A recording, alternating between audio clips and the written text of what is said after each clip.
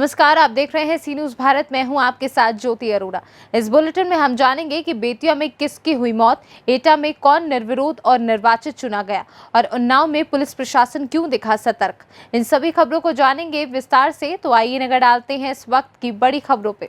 पश्चिमी चंपारण जिला के युगापट्टी प्रखंड अंतर्गत ग्राम गोलाघाट डुमरी वार्ड नंबर 7 के महेश राम की 13 वर्षीय पुत्री पुनीता कुमारी नदी में डूबकर मर गई। परिजनों ने शव को बाहर निकाला और सूचना मिलते ही जोगापट्टी थाना अध्यक्ष अमित कुमार के द्वारा तहकीकात करने के बाद शव को पोस्टमार्टम के लिए बेतिया भेजा गया। बेतिया से सीनू संवाददाता राजकुमार की रिपोर्ट। एटा से इस वक्त की बड़ी खबर सामने आ रही है। जलेसर में भाजपा प्रत्याशी भूदेवी यादव का ब्लॉक प्रमुख निर्विरोध निर्वाचित जलेसर ब्लॉक पर भाजपा का कब्जा। भूदेवी यादव के सामने किसी भी अन्य पार्टी के नेताओं ने पर्चा तक नहीं डाला था। भूदेवी यादव निर्विरोध निर्वाचित ब्लॉक प्रमुख जलेसर भारतीय जनता पार्टी की बन गई। एटा से सीडीओ संवाददाता लखन यादव की रिपोर्ट। मनोहर थाना उपखंड के दांगीपुरा थाना क्षेत्र के ग्राम कहार कापुरा निवासी एक विधवा महिला को मस्ट्रोल के पैसे मांगने पर जान से मारने की धमकी मिली। सरपंच पति की शय पर आए दिन विधवा महिला को परेशान किया जा रहा है। प्रेम भाई है, मेरे से धनरूप ने नारायण ने पैसे लिया 500 रुपया मिस्टोल का। मेरी मिस्टोल नहीं जली तो मैंने उससे बोली, मैंने मेरी मिस्टोल नहीं जली हो तो मेरा 500 रुपया दे दे। जो कि पूरे नारायण जी आयो तो मेरे लाकड़ी लेकर जो मेरे मुखिया गुम्मा दिया उन्हें और गाली गद्दी करी, उन्हें बहुत तो गाली बोलियो। आज के बाद में कहीं की कहते करनो जो कर लीजिए, गोरे खेड़ा का राम प्रसाद सरपंच देगो जब तक मेरा बाल भी नहीं उपड़ेगा। और मैंने लगी तो रिपोर्ट दांगीपुरा थानादार रिपोर्ट करके और मेरे को पाची ऑफिस घर आ गई। राजस्थान से सीनियर संवाददाता भगवान सिंह राजावत की रिपोर्ट। नवाबगंज ब्लॉक प्रमुख चुनाव के लिए पुलिस चप्पे चप्पे पर मुस्तैद तथा डीएम रविंद्र कुमार कप्तान आनंद कुलकर्णी ने नवाबगंज पोलिंग का निरीक्षण किया तथा तैनात पुलिस कर्मियों को सख्त से सख्त दिशा निर्देश दिए। उन्नाव से सीनियर संवाददाता पंकज राजपूत की रिपोर्ट। उन्नाव में भारतीय जनता पार्टी के अधिकृत प्रत्याशी बलवीर यादव और निर्दलीय प्रत्याशी धर्मेंद्र सिंह राजू के बीच कड़ा मुकाबला होने की संभावना है। धर्मेंद्र सिंह राजू महाबली देवेंद्र सिंह के बड़े भाई हैं। उन्नाव से सीनियर संवाददाता रणवीर यादव की रिपोर्ट। अमानीगंज विकासखंड के ब्लॉक प्रमुख चुनाव का मतदान कड़ी सुरक्षा व्यवस्था के बीच शुरू हो गया। मतदान केंद्र का निरीक्षण जिलाधिकारी वरिष्ठ पुलिस अधीक्षक ने किया। ब्लॉक परिसर को ही मतदान केंद्र बनाया गया। भाजपा समर्थित प्रत्याशी श्रीदेवी व निर्दल प्रत्याशी शोभा रावत में मुकाबला दिखाई दे रहा है। अयोध्या से सीनियर संवाददाता सुनील तिवारी की रिपोर्ट। फिरोजाबाद के जसराना हाथवंत मदनपुर अराव वार्ड नंबर 52 की बीडीसी सदस्य चरण देवी छोटी बच्ची को लेकर वोटिंग करने पहुंची। फिरोजाबाद ब्लॉक पर एक और महिला पूनम वार्ड नंबर 62 से बीडीसी सदस्य छोटी बच्ची के साथ वोट डालने पहुंची। कौन से वार्ड से हो? बच्चों क्यों लेके आई? क्या नाम है? फिरोजाबाद से सीनियर संवाददाता दीपक शर्मा की रिपोर्ट। गुजरात दाहोद जिले के संजेली तहसील के हिरोला गांव में अचानक दीपड़ों घुसने से गांव के सभी लोग चिंतित हो गए। गांव के लोगों ने संजेली विभाग से जान की रक्षा मांगी है। वन विभाग के अधिकारी स्थल पर पहुंचते ही दीपड़ाकों के पकड़ने की कवायद शुरू कर दी है। गुजरात से सीनियर संवाददाता महेश डामोर की रिपोर्ट। इंदौर में नगर निगम व कलेक्टर अधिकारियों द्वारा मिलीभगत से शहर में सरकारी जमीनों पर किए जा रहे अवैध अतिक्रमण को लेकर वरिष्ठ अधिवक्ता प्रमोद त्रिवेदी द्वारा मीडिया से चर्चा कर कई खुलासे किए हैं। सरकारी अधिकारियों की कॉलोनी है। सरकारी अधिकारी जो जिनके ऊपर कानून करना, उसकी हिफाजत करना और मौलिक अधिकार जो आम आदमी को प्राप्त है उसकी सुरक्षा करना का दायित्व है। वही जब इससे विसार दी जाते हैं तब ये लड़ाई और बड़ी हो जाती है। आपके सामने राज्यपाल से प्राप्त लीज ये है, स्पष्ट लिखा है 30 वर्ष। कितने वर्ष है?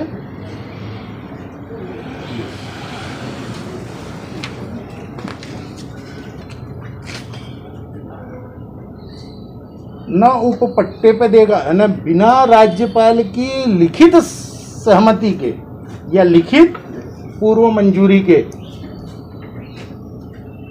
महामहिम राज्यपाल की लिखित सहमति के या पूर्व मंजूरी के आप उपपट्टे पर जगह नहीं दे सकते। उपपट्टा मतलब किराएदारी से भी किराएदारी।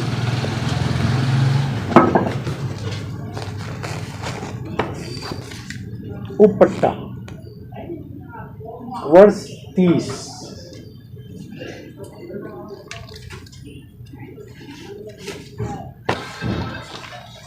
वर्ष यानी सरकार ने इनको 30 साल के लिए लीज पे दी और इन्होंने सब किराएदार यानी किराएदार ने किराएदार को 30 साल के लिए लीज पे दे दी। बड़ा सवाल इंदौर टेक्निकल मामला है और अनियमितताओं का मामला है, सरकार के दोहरे आचरण का मामला है।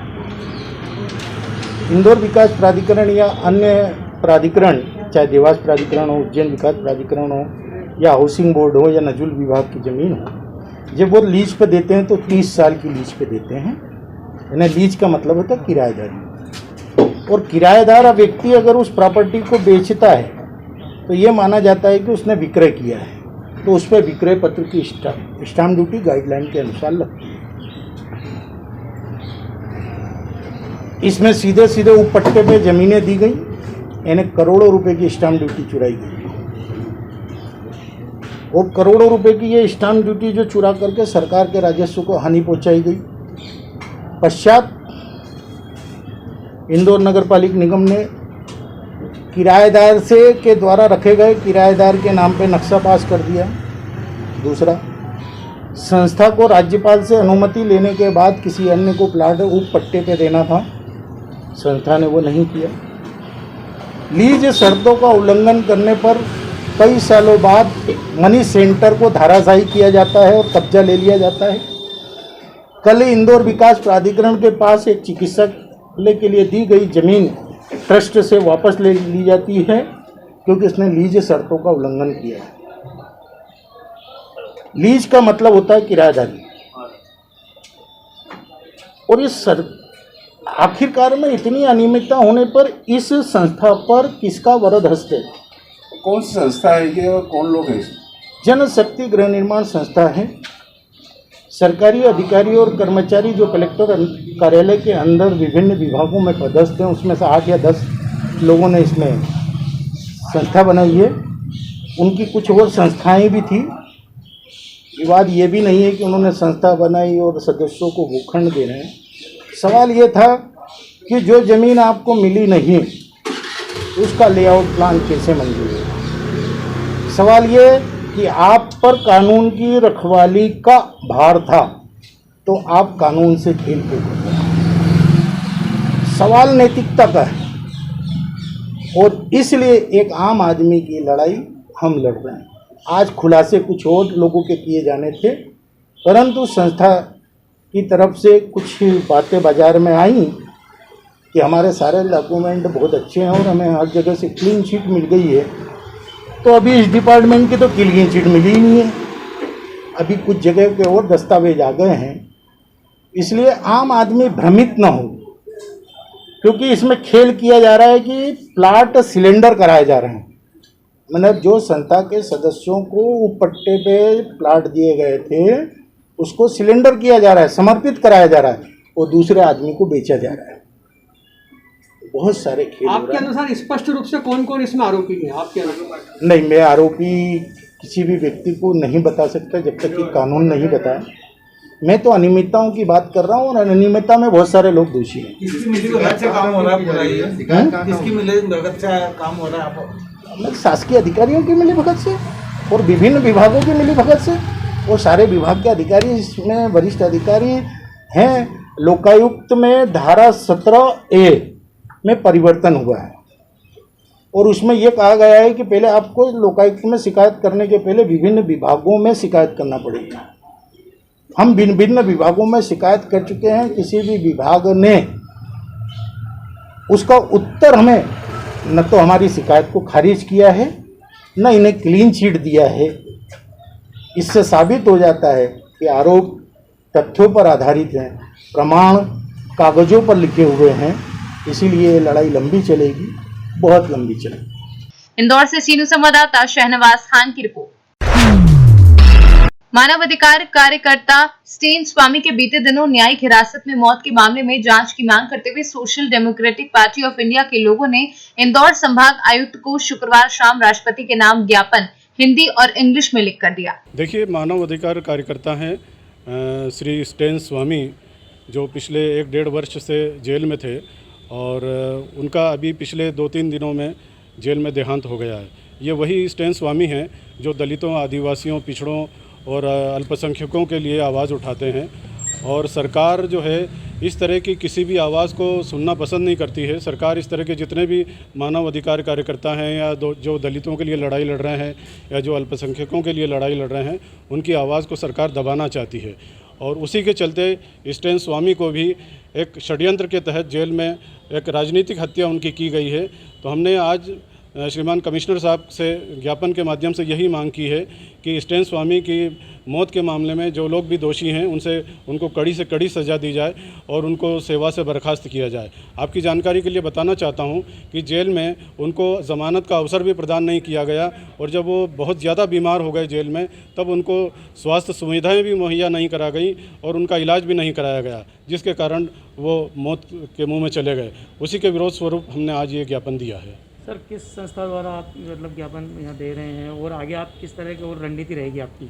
Social democratic party of India एक राजनीतिक पार्टी है जो पूरे भारत में राजनीतिक स्तर पर हम लोग काम कर रहे हैं और हम दलितों, आदिवासियों, पिछड़ों, अल्पसंख्यकों सभी के लिए लड़ाई लड़ते हैं। उसी के माध्यम से आज हमने ये ज्ञापन दिया है। आपका परिचय सर? डॉक्टर मुमताज़ कुरैशी, जिला अध्यक्ष social democratic party of India, Indore.